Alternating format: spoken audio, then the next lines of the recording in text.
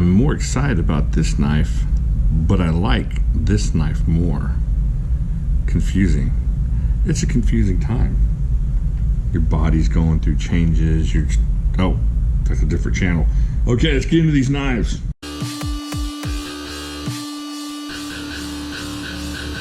All right, so let's get into what I just got done saying.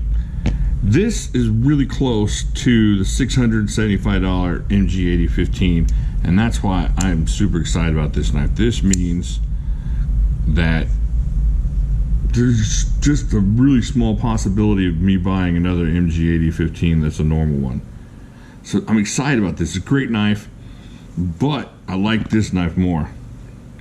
I know what you're thinking. What in the world are you talking about? Well, let's say that the MG8015 is a 95% knife, and that this knife is, let's say, 95% of that knife.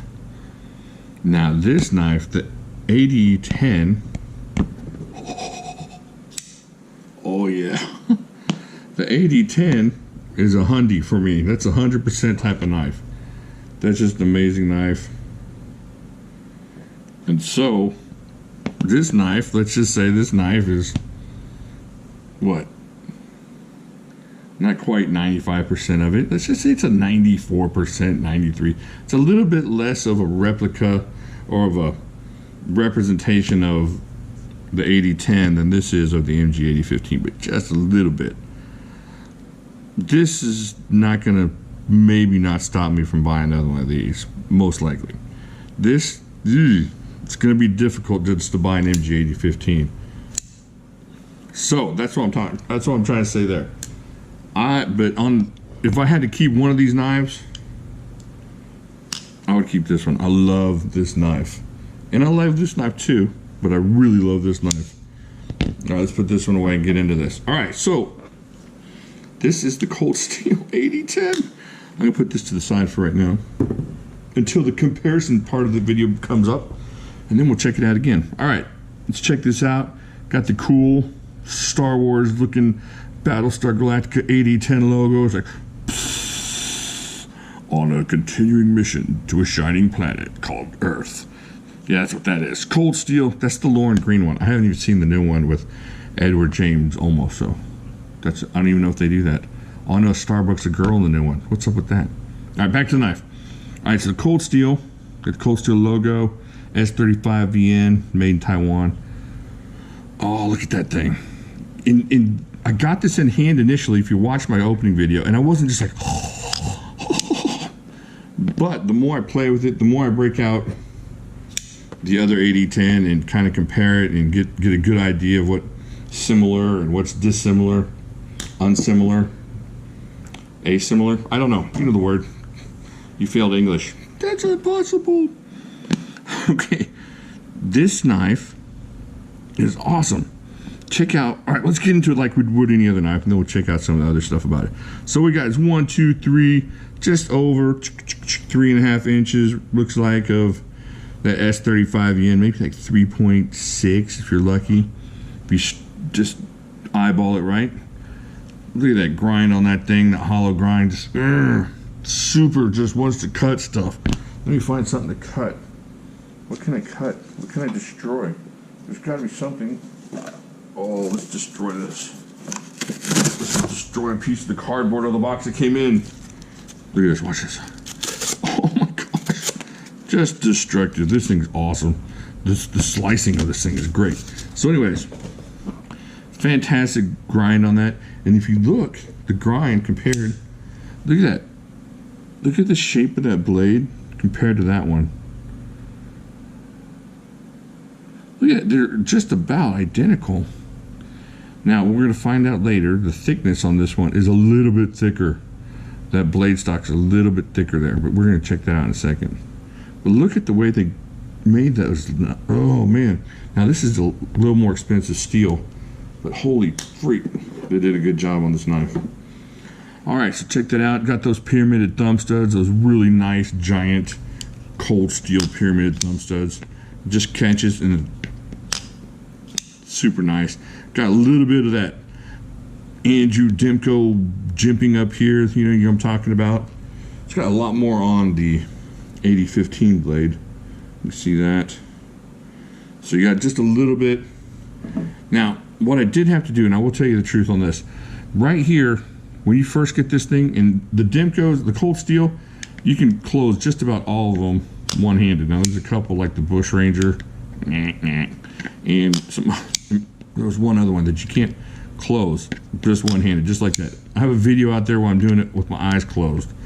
That's how consistent these things are. But this one had a little bitty point right there, and it was just kind of micro stabbed me every time I did that. It wasn't quite puncturing the flesh, but I think it got me bleeding just a tiny bit once, and it's kind of uncomfortable. So I just took the Dremel. I'm not saying you got to do this or do this, and it wasn't even 5 seconds. Just took the point off of that. This thing is perfect now. I'm telling you, this thing is so awesome. I just want to keep playing with it. It's awesome. All right, let's get into the handle so we can start comparing it and doing all the important things with this thing. All right, so we're looking at 1. Let me see if I can get my eyes adjusted. 2, 3, 4, 5, like 5¼ inches of this really nice smoothed out G10 handle. Now, if you've held, oh shoot, that's what's going to be a part of the video and I can't find it now. All right, so if you've held onto, whoa, there goes the table. You can't have both drawers open at once. Okay, now if you've held the Ultimate Hunter, you're kind of going to get the idea of what these scales feel like. It's that smoothed out G10, just really nice. You can kind of tell the similarities there. We're going to check this out again in a second too. But it just feels good in hand, super comfortable, feels great. This way feels great. This way it doesn't tighten my hand up. It's got the little back thing here, but you got enough space.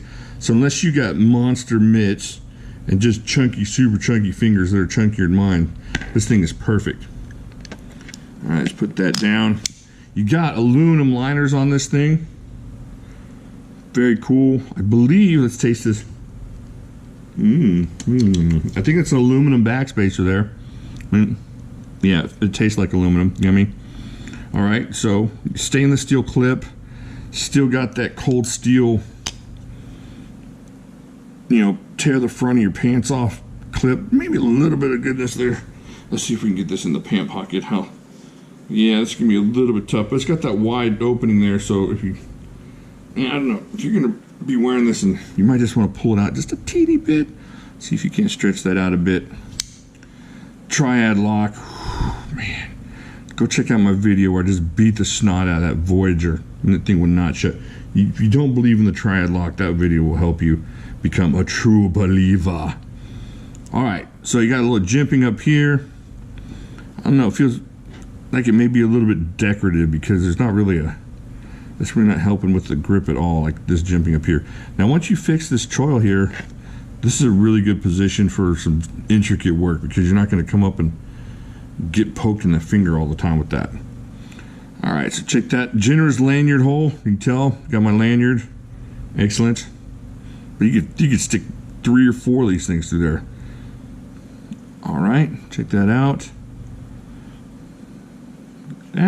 All right, the liners are not milled out or anything, so this is, I mean, this is a big knife. You're not looking at this going, you know, I wish they'd take ½ an ounce off of that 7-ounce knife. This is just a big knife, and you're gonna have to realize you're carrying a substantial blade in your pocket when you have the AD10.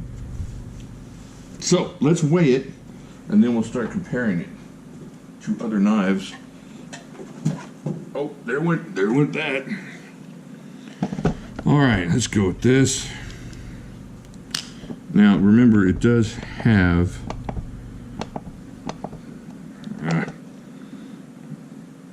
I'm not a smart man. All right, there we go. So it has the lanyard on there. Let's see if we can find the box here. So what they're gonna say, we're looking at 7.13 with the fro. Without the fro, it's 6.9. So you get a quarter, just under a quarter of an ounce for the lanyard and whatnot. So let's just call it 7, right at 7 on this thing. Like I said, it's not something you're gonna say, I forgot, well, I had a knife in my pocket, but it's so worth it. You know, I've walked around with 4 Maxes and Voyagers, XLs and whatnot, and this thing just has a different kind of feel. It feels like a knife you want to carry around. It feels like a big knife, but it feels like a big knife that most folks wouldn't have a problem carrying around that carry knives. All right, so let's get the scale off of here. Now, it's obvious the comparison you want to look at is going to be with the real AD10, and that seems like just a natural comparison. So we're going to do that. If you look at the size, the height of this thing right through here, the way the blade, the handle's shaped, we already went over the blade shape. It's really similar. You take out these pivots here, put this pivot in here, and this is all just about the same from that point of view. All right, but then across the back is you're gonna notice a little bit of differences. Please don't fall in loco, mind, please. Now you got some jimping, some real micro jimping on there, and that helps a lot with holding on to this knife. Now I'm not hard using this knife, but using this knife hard, but this really helps, and it kind of adds a little bit of texturing in that area and just makes it offset it just a little bit. But you know, this was really expensive and this one's not. But you can also see the thickness in the lock mechanism and the backspacer there. So there's a little bit of difference there. Now the liners on this, on the Cold Steel, look a little bit thicker, don't they? Look at that. Doesn't that look a little bit thicker? Look at the backspacer where that stops, where the liner starts, and where the scale begins. So the liners on this one look a little bit thicker, which is probably why it feels the same across the back there. So they got a little bit thinner on the lock mechanism and the backspacer, but they went extra thick on the aluminum liners. Clip looks exactly the same idea. Now they did send an extra clip with this, so you can stick it on here. You could have a two-way knife if you wanted to, or you can just have your left-handed knife, and that would be perfect for the lefties out there. You don't even have to pretend it's right-handed at all, or that you had to learn a new mechanism. This thing is just perfect for lefties. Man, this thing just drops. Check that out. Nothing on this thing. This is straight out of the box, kind of smooth. Just a little tilt, boom. It's there. One-handed all day long on this thing. Just an amazing knife. All right, now comparing to the AD10, like I said, makes sense. However, the people that have asked me to compare this knife have asked me to compare it to two other knives, and you probably know what I'm talking about. We just saw one of them. So they want to know about how it compares with the Ultimate Hunter.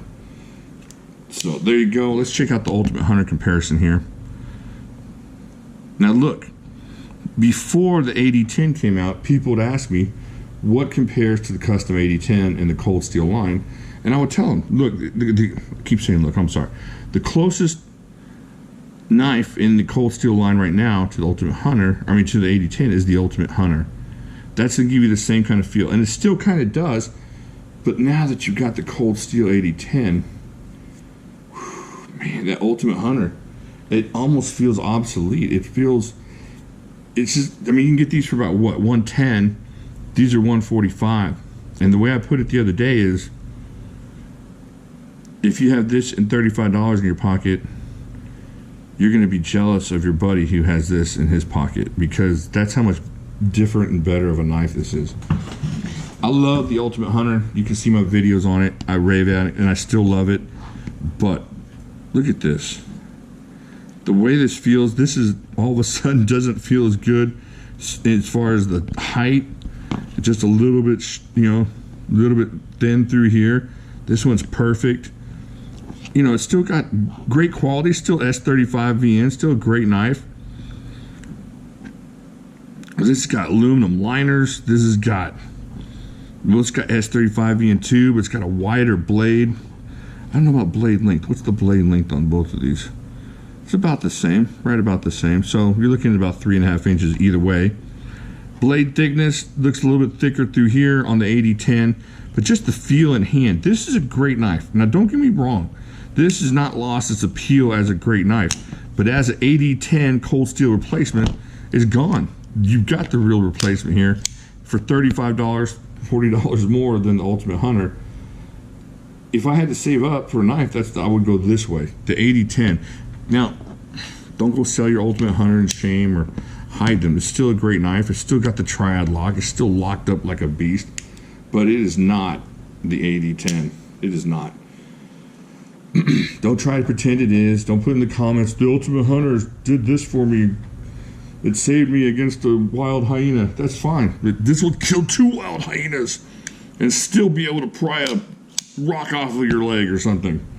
The 8010. Now the other one, of course, everybody's asking about is, what does it feel? Oh gosh.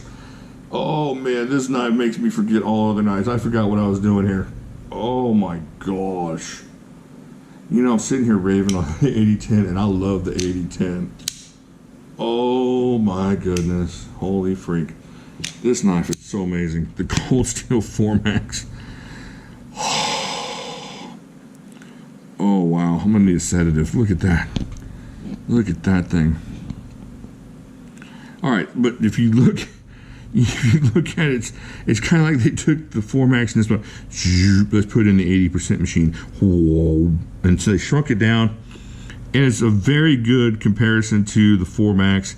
If they called this the 3.5 max, it wouldn't be confusing to you. You'd understand where they got that name from. So, of course, this is 20 CV. This is just, oh my gosh, this thing in hand. You know, this thing, I said this was perfect in hand. This is like almost perfect in hand. This thing in hand, this thing makes me want to cry. This is like a baby being born under a double rainbow. That's what that thing is. Oh gosh. Seriously, just stop the video and get your 4max right now. You know, put the 8010 on layaway for summertime. Whew, that's a great knife. But this is a great knife too. And so I don't want to get away from the importance of that. This is a great knife. This is a great knife. This is just my favorite, maybe my favorite knife ever. All right. So where was I? So people actually compare it, and you look at it, and it's just it doesn't compare. It does, but man, the Cold Steel 4max, you can get the Italian 4. I'm going off rail here, but you get the Italian 4max for about $250. Oh my gosh. That's crazy. I'm gonna go get one after this. But as far as just being shrunk down version of this, it's not quite that. You see the jimping on this? Man, I'm not gonna make this a 4max commercial. Get away. So anyways, it does compare sort of to the 4max, like they made it a little bit smaller, but it is not the 4max. Get out of here. You're making me look bad. Oh man. That's like working out all summer and you get kind of cut, and then you realize that your ex-girlfriend is dating Mr. Universe, and he's just like, whatever. This is you working out all summer. Awesome. You look great. You're benching about 380. You come in, you can see the cuts in your quads, and you're wearing those basketball shorts, and you see that roll over teardrop muscle there. And then she walks in with the Mr. Universe. Oh my goodness. This is a great knife. You cannot beat this at this price. So I just gotta say though, the 4max, if you're a Cold Steel fan and you like big knives, the 4max should be on your horizon. If you are a Cold Steel fan and you like big knives, this is definitely on your horizon. You should definitely get one of these. All right, so now I've lost all my 8010 money. All the money they're sending me to promote the 8010, which is zero. They're not sending me nothing. Zero. I'm just kidding about that. I love this knife. I've already bought another one, so that's how much I love it.